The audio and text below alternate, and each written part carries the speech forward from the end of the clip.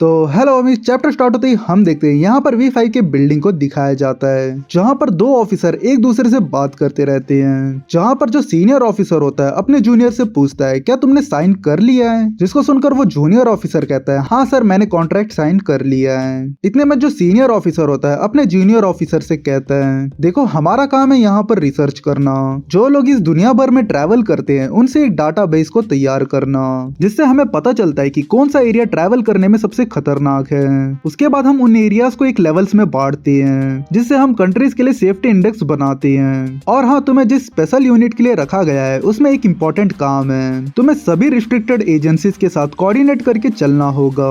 जिसको सुनकर वो जूनियर कहता है हाँ सर मुझे इस बात की जानकारी है। इतने में ये लोग बहुत सारे सिक्योरिटी रूम्स को पार करते हुए आगे की तरफ जाते हैं। रास्ते में जाते हुए यहाँ पर जो जूनियर ऑफिसर होता है वो पूछता है यहाँ पर काम करने वालों के लिए सबसे पहला रूल क्या है आखिर, जिसको सुनकर वो सीनियर ऑफिसर कहता है न्यू वर्ल्ड के लिए आने वाली जितनी भी एप्लीकेशन है उन सबको ध्यान से देखना होगा और हाँ साथ ही तुम्हें एक मल्टीलैटरल डिटेल में इन्वेस्टिगेशन करने के लिए एक ट्रेनिंग प्रोसेस को भी चलाना होगा।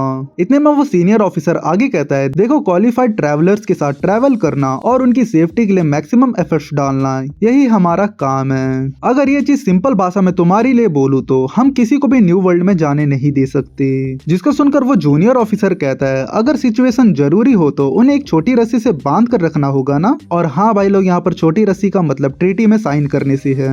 जिसको सुनकर वो सीनियर ऑफिसर कहता है हाँ ऐसा कह सकते हो लेकिन अभी एक प्रॉब्लम खड़ी हो गई है हमारे सामने।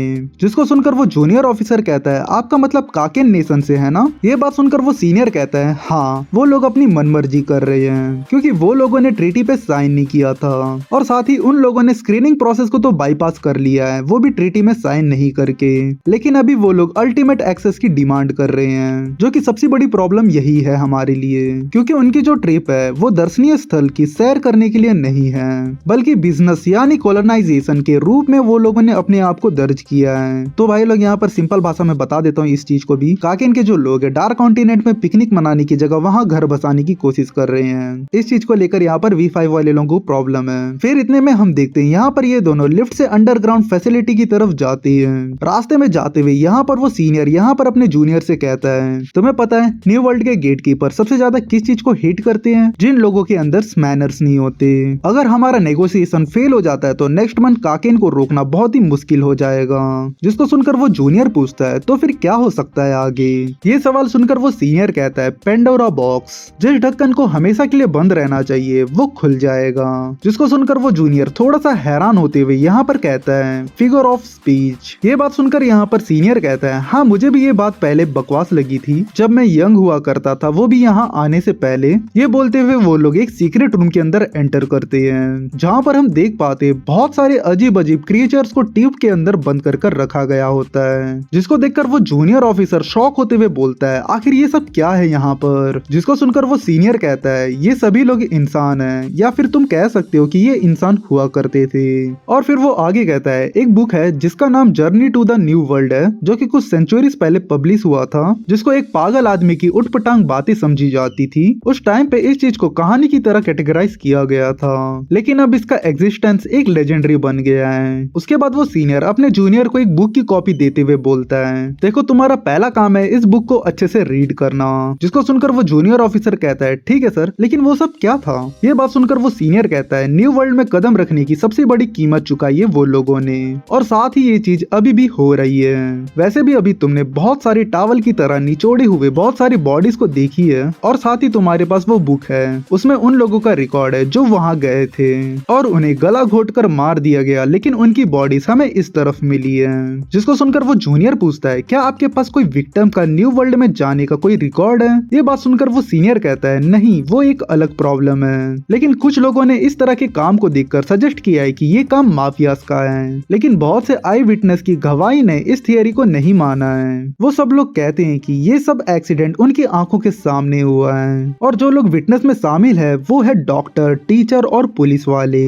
अगर वो सब लोग नशे में होते तो वो एक्सीडेंट बिल्कुल ऐसा ही हुआ होता, लेकिन वो लोग नशे में नहीं थे। चलो छोड़ो ये सब, तुम्हें उस बुक को अच्छे से पढ़ लेना होगा और नेक्स्ट वीक मुझे रिपोर्ट सबमिट करनी होगी और साथ ही पता करना न्यू वर्ल्ड जाने के रास्ते में कितना रिस्क हो सकता है। इतने में एक स्ट्रेंज हाथ आकर यहाँ पर ग्लास पे पड़ता है जिसको सुनकर और देखकर उस जूनियर ऑफिसर ऑफिसर की फट के हाथ में आ जाती है। उस चीज को देखकर वो सीनियर ऑफिसर कहता है इस रूम में सिर्फ ये अकेला सर्वाइवर है, लेकिन अब वो इंसान नहीं है और साथ ही वो इंसानों का खाना भी नहीं खाता है और वो बिना खाना के 50 सालों से जिंदा है यहाँ पर। जिसको सुनकर यहाँ पर जूनियर ऑफिसर शॉक होते हुए बोलता है क्या 50 सालों से? ये बात सुनकर वो सीनियर ऑफिसर कहता है हाँ, वो अभी तक मरा नहीं है। वैसे अगर तुम देखना चाहो तो इसके रिपोर्ट में इसके बारे में डिटेल में बताया गया है। एक टाइम पे ये भी हंटर हुआ करता था और न्यू वर्ल्ड पे गया था, इसलिए हर बार जब भी हम इस चैलेंज को एक्सेप्ट करते हैं तब हम खत्म हो जाने वाले लेवल के खतरों को देखकर वापस भाग आते हैं। इन सभी खतरों को देखकर V5 ने वहाँ पर सीक्रेटली कॉलोनाइज करने वालों को देखकर इस फोरम को बनाया था और सभी से इस ट्रीटी पे साइन करवाया था। इतने में सीन शिफ्ट होता है और हम देखते हैं यहाँ पर जो जूनियर ऑफिसर होता है अपने घर आकर उस बुक की कॉपी को पढ़ना स्टार्ट कर देता है और इसी के साथ सीन वापस से शिफ्ट होता है और हमें बैकग्राउंड में आइजैक नेटेरो का DVD चलता हुआ देख पाते हैं, जहाँ पर नेटेरो बोलता है पॉलिटिकल रीजंस की वजह से V5 हंटर एसोसिएशन को अवॉइड करता है ताकि वो लोग सीक्रेटली अपने टीम को रिसर्च करने के लिए भेज सके। उनके एक्सपीडिशन का पार्ट मेरा बेटा बियॉन्ड भी था, जो कि इस एक्सपीडिशन को संभाल रहा था और साथ ही उसकी डिसीजन मेकिंग कर रहा था। उसने मेरी वार्निंग को इग्नोर किया और अनएक्सप्लोर एरियाज के रास्ते में चला गया, जिसकी वजह से बहुत सारे लोगों की जान चली गई और उसके वापस लौटते वक्त अपने साथ वो नए खतरों को लेकर आया। इस चीज को वो फिर से करना चाहता था, लेकिन मैंने उसे अपने डेथ तक रोक कर रखा था और साथ ही मैंने इस चीज को हंटर एसोसिएशन के लिए भी टैबू कर दिया था।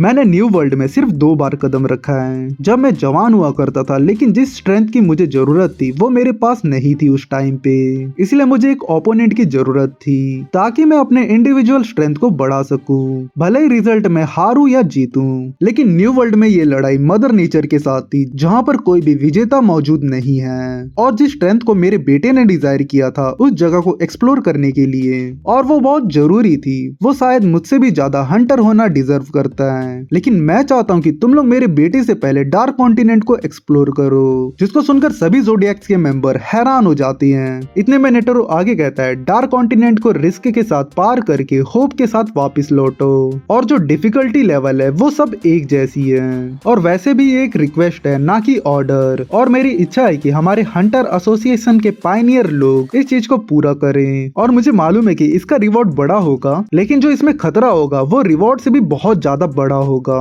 जिससे हमारी एसोसिएशन बहुत खतरे में आ सकती है। और अभी तक हमने इस हॉन्टेड हाउस के दरवाजे को पूरी तरीके से नहीं खोला है, और हमने अपने पैर से उस चौखट को भी पार नहीं किया है। और हाँ, ये कोई ऑर्डर नहीं है, इसे एक मरा हुआ आदमी का सपना समझो। मैं फिर से बोल रहा हूँ, ये कोई ऑर्डर नहीं है। ऐसा करके वो 2-3 बार सेम लाइन को रिपीट करता है। इतने में यहाँ पर सभी ज़ोडिएक्स के मेंबर्स एक दूसरे से चर्चा करते, जहाँ पर जो नाना होता है यहाँ पर बीन से पूछता है सच बताना बीन, जिसको सुनकर बीन बोलता है हाँ बिल्कुल, तो बताओ उनकी कोई आखिरी इच्छा तो नहीं है ना इसके बाद। जिसको सुनकर यहाँ पर बीन घबराते हुए बोलता है खैर जहाँ तक मुझे पता है इसके बाद कोई इच्छा नहीं है उनकी। इतने में यहाँ पर कंजाई चिढ़ते हुए बोलता है उस बुड्ढे को नहीं पता इस दुनिया से कैसे जाया जाता है। जिसको सुनकर जिगांटे बोलता है तुम बिल्कुल सही बोल रहे हो, मुझे ऐसा लग रहा है वो अभी भी जिंदा है हमारे बीच। इनके बातों के बीच में यहाँ पर साचो बोलता है उनके लंबे बाल को देखकर लग रहा है ये चीज को वो बहुत पहले ही रिकॉर्ड करके रखे थे। फिर यहाँ पर जेल पूछती है सिडेल तुम क्या करोगी आखिर बताओ। जिसको सुनकर यहाँ पर सिडेल बोलती है आखिर ये तो ऑर्डर नहीं है, एक चॉइस है हमारे लिए,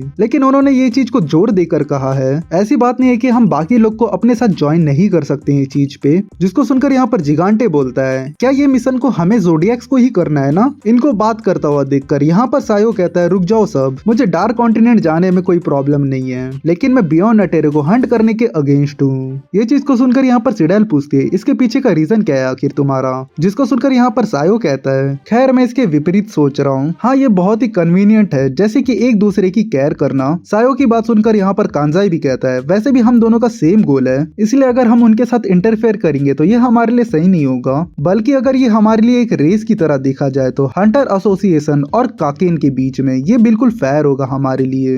इनकी बात सुनकर यहाँ पर जेल कहती है चेयरमैन का बेटा बहुत पहले से प्रिपेयर कर रहा है इस चीज को लेकर, लेकिन अभी तक हम में से किसी ने भी डार्क कॉन्टिनेंट जाने के बारे में बिल्कुल भी नहीं सोचा है। लेकिन जहाँ तक मैं सोच पा रही हूँ मेरे दिमाग में सिर्फ एक बेवकूफ इंसान आ रहा है, और वो बेवकूफ इंसान कौन है, अपना जिंग। जहाँ पर जेल आगे कहती है कि अगर जिंग हमारी हेल्प करेगा तो इस काम को करने में हमारी मुसीबत कम हो जाएगी, लेकिन वो बहुत पहले ही निकल चुका है यहाँ से। लेकिन फिर भी जिंग यहाँ पर होता तो वो हमसे खुद से काम करने पे बहुत ज्यादा जोर देता, और ये चीज बिल्कुल भी सही नहीं है हमारे लिए। हैं, क्योंकि जो बियॉन्ड है वो हमसे बहुत ही आगे चल रहा है अभी। इनकी बातों को सुनकर यहाँ पर जिगांटे बोलता है हमें अपना मिशन पे रहना चाहिए, हमें जाकर यहाँ पर बियॉन्ड को हंट करना चाहिए। जिसको सुनकर यहाँ पर नाना कहता है हमें इस चीज को वेरीफाई करना चाहिए, क्या पता V5 गलत हो। इतने में नाना आगे कहता है कि काके इनका किंग कह रहा है कि ये इंसानियत के लिए बहुत ही काम आएगा, जिससे इंसानियत के लिए बहुत सारे नेचुरल रिसोर्सेस और लैंड मिलेगा। लेकिन इस चीज को 5 कंट्रीज मिलकर डिसाइड नहीं कर सकती है बाकी पूरे दुनिया के लिए। जिसको सुनकर यहाँ पर कांजाई बोलता है आखिर इससे हंट का क्या लेना देना है। जिसको सुनकर यहाँ पर जिगांटे बोलता है हमारे एक्शन ही हमारे इंटेंशंस को दिखाएंगे। जिसको सुनकर यहाँ पर क्लग बोलती है मेरा दिमाग काम नहीं कर रहा है, तुम ये लोग सोच लो जो करना है। ये बोलते हुए यहाँ पर ये लोग आपस में बहस करना चालू कर देते। इतने में हम देखते हैं यहाँ पर फोन रिंग होना चालू हो जाता है, जिसको देखकर यहाँ पर जो बीन होता है उसकी तरफ जाकर उसे उठाता है और वो फोन में कुछ सुनकर यहाँ पर बहुत ही ज्यादा शॉक हो जाता है। इतने में सीन यहाँ पर बियॉन्ड नेटोरो की तरफ जाता है, जहाँ पर हमें बियॉन्ड नेटोरो दिखने को मिलता है, जो कि यहाँ पर सभी ज़ोडिएक्स के सामने खड़े होते हुए यहाँ पर कहता है कि बहुत टाइम हो गया बीन तुमसे मिलकर, आखिर ये लोग ज़ोडिएक्स है ना। और वो आगे कहता है क्या तुम लोग मेरे लिए V5 से कांटेक्ट कर सकते हो, तुम लोग V5 से बोल देना कि तुम लोगों ने बियॉन्ड नेटोरो को पकड़ लिया है। जिसको सुनकर यहाँ पर सभी ज़ोडिएक्स थोड़े से हैरान होती हैं। इतने में सीन यहाँ पर शिफ्ट होता है और उस जूनियर ऑफिसर की तरफ जाता है, जहाँ पर हम देखते हैं वो उस बुक को रीड करते रहता है, जहाँ पर जो इंसान है डार्क कॉन्टिनेंट से वापस आते वक्त अपने साथ 5 थ्रेट को लेकर आए थे।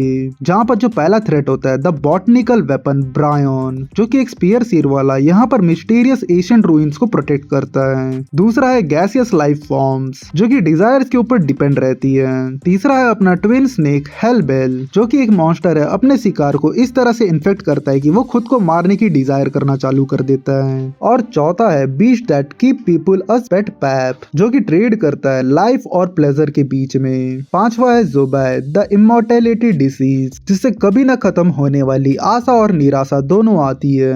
ये चीजें पढ़कर वो जूनियर ऑफिसर बहुत ही इंटेंसली घबराते हुए कहता है ये कोई ऐसी जगह नहीं है जहाँ पर इंसानियत को जाना चाहिए। और साथ ही यहाँ पर वाइल्ड कार्ड एंट्री अपने किलुआ की बहन को दिखाया जाता है, जिसके बारे में हम ऑलरेडी एनिमे में जान चुके हैं। तो इसी के साथ ये चैप्टर यहीं पर एंड होता है। यहाँ तक वीडियो देखने के लिए थैंक यू। तो चलो मिलते हैं नेक्स्ट वीडियो पे।